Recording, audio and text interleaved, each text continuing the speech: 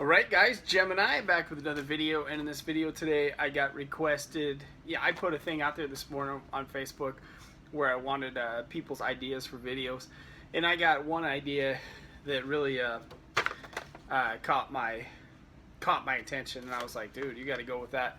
Somebody asked me, I'm sorry, I think it might have been Ace, I'm not sure who sent me this, but they wanted the 5 best moments in the history of WCW, and I went, WCW, I can do WCW any day of the week. It interests me. I love it. There's shit on my shirt. Fuck, dude, what a slob. I was probably the biggest WCW fan for life, if there was. So let's do,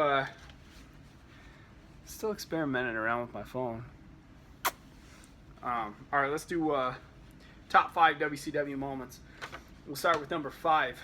Ric Flair's return in September of '98 after he had been in exile for almost a year, and this was in September '98, and it was somewhere in North Carolina, somewhere in big time Ric Flair country, and Ric Flair came out with the 4 Horsemen, and I kid you not, everybody in the building was crying, everybody that was watching the show was crying, everybody was just emotional as hell when Ric Flair came back and got into it with Bischoff.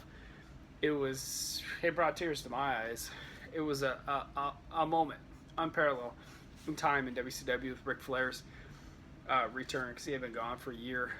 Yeah, it was emotional, and I'll never forget Arn Anderson's promo involved with it when he goes, "Take a bow," because that's what we call a pop, and all that stuff.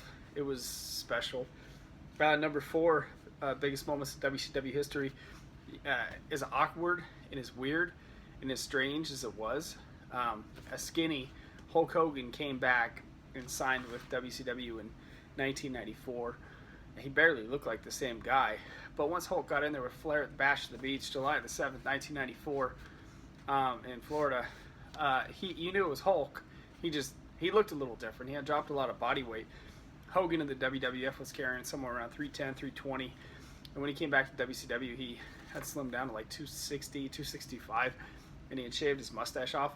He looked really weird, and it was really awkward to see Hogan in WCW in '94, but still, him signing with WCW made them a legitimate wrestling company and a threat to Vince, which eventually they overtook him in the ratings. Okay, number 3, biggest moments in WCW history. It had to be when Bill Goldberg in the Georgia Dome in July of '98 won the WCW World Heavyweight Championship from Hulk Hogan. Biggest ratings Nitro ever did. They had 50,000 people in the Georgia Dome, and Goldberg had wrestled Scott Hall for the United States Heavyweight Championship. No, it wasn't for the U.S. title, but he had to beat Scott Hall first, and then he wrestled Hulk at the end and won the world title. And when Bill Goldberg, 30 years old at the time, won the world title, the Georgia Dome, literally the roof blew off the place. It was, wow. Brings some emotions back thinking about it, because wrestling was at such an apex in 1998. It really was. It was such an apex in '98 that wrestling just today will have a very hard time recreating that kind of magic. And then number 2, best moments in WCW history. You got to talk about Starrcade '97 with Sting and Hulk Hogan. It was an 18-month program with Sting and Hulk, finally culminating in Starrcade '97, the main event, which, to me, the main event was a little bit of a letdown. When Hogan won the match, they restopped it. Brett jumped in as referee, and then Sting won. The match was a little bit of a letdown, but Starrcade '97 will be revered as the best WCW pay-per-view, probably of all times. It was as high as WCW ever got in late '97.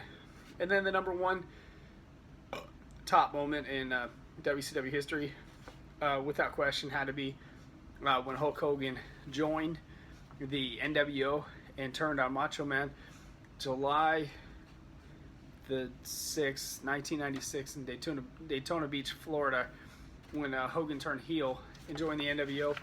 Now, I remember I was just a 16-year-old Gemini at the time, and I couldn't afford the pay-per-views, whatever.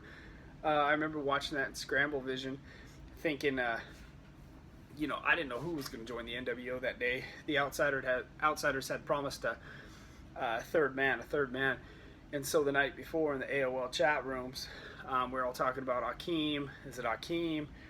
Is it Sting? We didn't know who it was. And then once Hulk came out, I was watching Scramble Vision. I had a feeling something big was going to go down. And then he turned heel. And I'll tell you what, guys. When Hogan turned heel the next day on Nitro, the crowd was somber. It was a lot like after 9/11 happened, the first baseball games back. The crowd was kind of like, kind of somber and not really, yeah, good home run. Or a lot like, I'm trying to think of another one. I had another one on the tip of my tongue. I had another good one too, another good analogy like that. But yeah, it was a real somber crowd. Like WrestleMania 7 was what I was getting at. So yeah, just to recap real quick, top 5 WCW moments. When Hogan turned, Starrcade 97, Goldberg's title run, Hulk Hogan signing with WCW, and Ric Flair's return. 15,000 people in the building with their thumbs hacked off, baby. Gentlemen, I hope you just enjoyed the shit out of this video and subscribe to the channel. I'm trying hard for you guys, I really am. Thank you so much.